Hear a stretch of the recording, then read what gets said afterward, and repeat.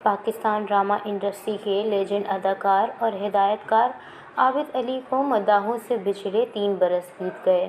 فرضی کرداروں میں حقیقت کا رنگ بھرنے والے ممتاز اداکار عابد علی مارچ 1952 میں کوئٹہ میں پیدا ہوئے اور ابتدائی تعلیم بھی کوئٹہ سے حاصل کی۔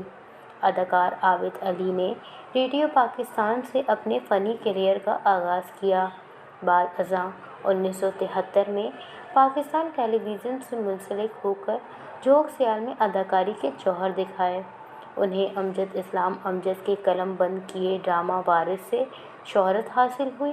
ان کے مقبول ڈراموں میں پیاس، دریا، مہندی، دیار دل اور دیگر شامل ہیں۔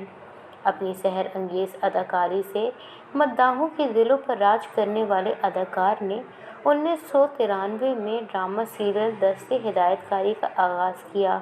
انہوں نے 70 سے 90 کی دہائی تک پی ٹی وی کے کئی مقبول ڈراموں میں کام کیا۔ ان کی فنی خدمات پر انہیں 1985 میں پرائڈ آف پرفارمنس سمیت متعدد ایوارڈز سے بھی نوازا گیا۔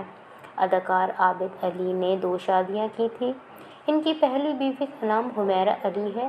ان سے ان کی 3 بیٹیاں ایمان، رحمہ اور مریم علی ہیں، جبکہ عابد علی نے اداکارہ رابعہ نورین سے سن 2006 میں دوسری شادی کی تھی۔ جگر کے سرطان میں مبتلا عابد علی کو سانس کی تکلیف کے باعث 30 اگست کو کراچی کے نجی اسپتال منتقل کیا گیا تھا، تاہم وہ جابر نہ ہو سکے اور 5 ستمبر کو خالق حقیقی سے جا ملے، لیکن وہ اپنی جاندار اداکاری کی وجہ سے ہمیشہ اپنے پرستاروں کے دلوں میں زندہ رہیں گے۔